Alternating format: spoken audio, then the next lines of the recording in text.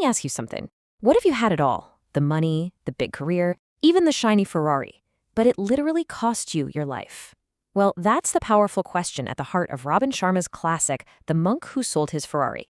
So today, we're going to break down its incredible guide to finding real purpose in a world that just never stops. Our story starts right here. And this isn't about some hero on a pedestal. It's about a completely broken man. This single sentence just hits you, right?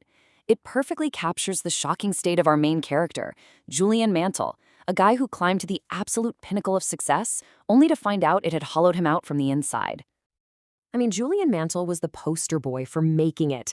He had the expensive Italian suits, the corner office with the view, a string of huge legal victories, and, of course, that prized red Ferrari. But underneath all that glitter, his life was a mess. It was completely out of balance. His spirit was basically empty, his health was shot, and that fire he once had, it was long gone. So what happens when a life like that just keeps spinning faster and faster? Well, eventually you get a wake-up call, one you just can't ignore. And for Julian, it was about as dramatic as it gets.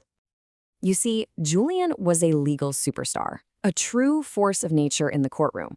But that relentless pressure, it took a huge toll. His whole life was late-night steak dinners, Cuban cigars, and just endless stress. His marriage fell apart, he got cynical, he lost that spark. And then, one Monday morning, right in the middle of a trial, his body just gave out. The great Julian Mantle collapsed from a massive heart attack. So there he is, lying in a hospital bed, facing the ultimate choice. His doctor laid it out for him, point blank. You either give up the law or you give up your life. So he did something radical. He sold the mansion, the private jet, and, yep, even that Ferrari. He just walked away from his old identity and went on this spiritual journey to the Himalayas to find some real answers. And it's in India that Julian finds this incredible, mystical group of monks, the Sages of Sivana. And they taught him the secrets to an enlightened life. But not through some boring lecture. Nope. They used a strange, unforgettable fable, a story that was designed to lock 7 timeless virtues deep inside his mind. Okay, so the sages begin their lesson with this story. They ask Julian to picture it in his mind, and I want you to do the same. Just imagine you're sitting right in the middle of this magnificent, lush green garden. It's totally peaceful, filled with the most spectacular flowers you've ever seen. And as you're just taking in all this beauty, your eyes are drawn to the center of the garden. And standing there, kind of unexpectedly, is this massive 6-story-high red lighthouse. And now, this is where things get a little weird. All of a sudden, the silence is broken by this loud creak as the lighthouse door swings open. And out stumbles this enormous figure, a 9-foot-tall, 900-pound Japanese sumo wrestler, totally out of place. And if you thought that was odd, get this. The sumo wrestler is wearing pretty much nothing, except for a pink wire cable covering his private parts. So as he's wandering through this beautiful garden, he stumbles on a shiny gold stopwatch that someone must have left behind.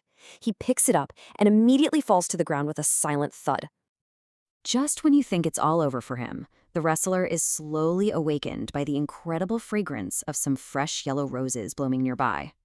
He feels energized, jumps to his feet, looks to his left, and sees this long, winding path that's covered in millions of sparkling diamonds. He takes that path, and it leads him onto a life of everlasting joy and fulfillment. So, what on earth does that story even mean, right? Well, every single one of those bizarre elements is actually a symbol for a powerful virtue. The first 3 are all about mastering your inner world. Okay, so the garden, that's your mind. If you take care of it, plant positive thoughts, it will flourish. But if you let the weeds of worry and negativity take root, it's going to wither. The lighthouse, that's your purpose. Your dharma. It's the guiding light that your life's goals provide. And the sumo wrestler, he represents Kaizen, the Japanese philosophy of constant, never-ending improvement for your mind, your body, and your soul. Now, to help you master your mind, the sages teach this really simple concentration exercise. It's called the heart of the rose. You just focus all your attention on a single, beautiful rose. And by doing that, you train your mind to be still and to block out all the noise and worry. It's like building a muscle for mental control. All right, so once you start to get a handle on your inner world, the lessons of the fable shift gears. The next set of virtues are all about how you master your actions in the outer world. That pink wire cable, that symbolizes discipline. You know, just like tiny little wires, when they're twisted together, form a cable that's basically unbreakable. Small, consistent acts of courage build an iron will. The gold stopwatch, well, that's your most precious resource, time. You either master it or it will master you. And those fragrant roses, they symbolize selfless service, this profound idea that a truly meaningful life comes from giving to others. And this brings us to a super important rule for mastering your time, the 80-20 rule. The sages taught that 80% of the results you get will come from just 20% of your activities. So, the secret is to figure out what that vital 20% is, your highest priorities, and just focus your energy right there, without getting distracted. All right, this brings us to the final symbol in the fable. And this is the one that really ties all the other virtues together into this one cohesive philosophy for living a great life. The path of diamonds, it teaches us to live in the now, to stop sacrificing our happiness today for some imaginary future. You see, the diamonds are the precious, sparkling moments of today. True happiness isn't found at some destination down the road. It's found in savoring the beauty of the journey, one moment at a time. And this last idea is so important. An extraordinary life doesn't just happen because of one big grand action. No, as the sages teach, a life that's overflowing with wonders is built day by day, block by block. It's the small, consistent daily things, the tiny improvements that add up over time to create a masterpiece. So the ultimate takeaway is really this. Every single day is a fresh canvas.